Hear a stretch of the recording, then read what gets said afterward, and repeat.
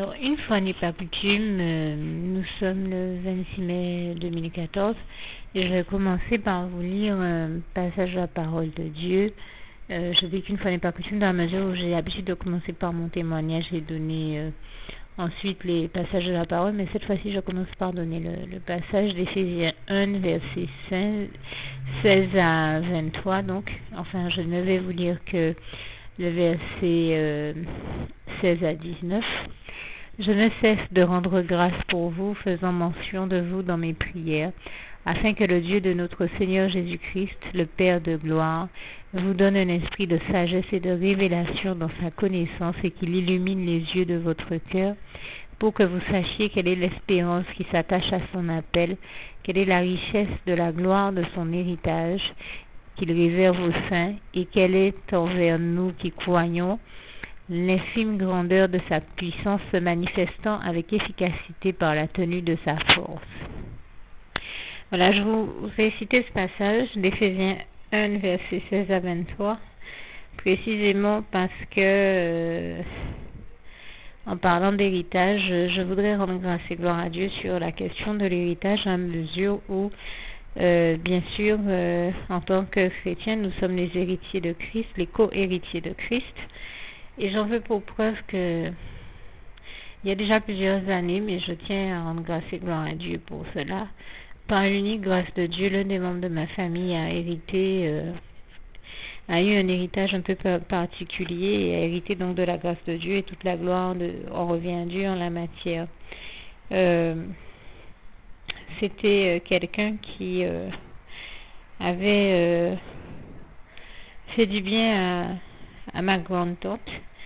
Et ma grande-tante, pour la récompenser, a choisi de lui donner l'une de ses maisons. Enfin, ma grande-tante avait plusieurs propriétés et elle a choisi de lui donner l'une de ses maisons en héritage, mais se disant que, connaissant les lois, elle risquait de devoir payer pour recevoir cet héritage. Alors ma grande-tante lui a dit, pour que tu n'aies pas à payer des droits de succession, je choisis de te bénir en permettant que cette maison passe officiellement comme étant un acte de vente plutôt que juste une donation, et donc je te vends cette maison pour un franc symbolique. Je crois qu'à l'époque on était encore en francs. Et en l'occurrence, bien sûr, celui qui a choisi de la bénir ainsi, c'est Dieu, et toute la gloire en revient encore une fois à Dieu, à Jésus-Christ et à son Saint-Esprit. Et comment je sais que c'est Dieu? Eh bien, bien sûr, et je précise que cette maison est quand même sur au moins 3 étages, sur au moins 3 niveaux. C'est vous dire que c'est une maison immense qu'elle a reçue pour un franc symbolique. C'est vous dire un peu la gloire de Dieu et de quel héritage il veut nous bénir, comme je le dis, et je reviens à mon propos, à ce que j'allais dire tout à l'heure. Comment je sais que c'est vraiment Dieu qui agit, et encore une fois, toute la gloire lui en revient? C'est parce que dans mon église, j'ai un frère en Christ qui m'a témoigné que lui aussi, Dieu l'a béni, à peu près de la même manière, enfin de manière similaire, même s'il ne s'agissait pas d'une maison cette fois-ci, mais il m'expliquait comment le Seigneur Jésus, comme j'ai l'habitude de le dire, est celui qui réalise tous nos rêves, puisque lui, il est passionné de marine, de pêche et de ce genre de choses, et le Seigneur Jésus l'a béni en lui permettant de faire l'acquisition d'un très beau bateau pour 1 euro symbolique. Alors bien sûr, entre-temps, on était passé en euros, mais il m'a dit, j'aurais jamais pensé qu'un jour dans ma vie, j'aurais eu un aussi beau bateau, et Jésus m'a fait la grâce, Dieu m'a fait la grâce, Jésus m'a béni en me permettant d'avoir ce bateau pour 1 euro symbolique. Tu te rends compte? Et c'est vrai que quand j'ai vu le bateau, il est vraiment très très très beau. J'étais vraiment émerveillée, subjuguée par la gloire de Dieu, et j'avais tenu à partager ça avec vous. C'est vous dire comment, quand on obéit à Dieu, comme le passage de Matthieu 6, verset 33, eh bien Dieu nous bénit derrière, il nous récompense. Avec Dieu, Jésus et son Saint-Esprit, mais c'est toujours le réconfort après l'effort. Et Dieu nous bénit vraiment grandement au-delà de nos aspirations. Il est vraiment celui qui réalise tous nos rêves et qui en plus nous comble de bonheur. il nous comble de bonheur au-delà même de toutes nos attentes. Et je tenais à rendre grâce et gloire à Dieu, à Jésus et à son Saint-Esprit pour cela. Vraiment, toute la gloire lui en revient.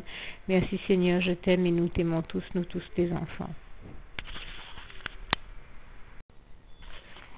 Juste une petite précision pour tous ceux qui ne sont pas encore, qui n'ont pas encore choisi la meilleure des options qui soit, qui est celle d'aller se placer, de faire le choix à soi-même, d'aller se placer dans les bras d'amour de Jésus-Christ, pour se mettre à l'abri de ce monde cruel. Eh bien, je partage avec vous la prière par le biais de laquelle on y accède.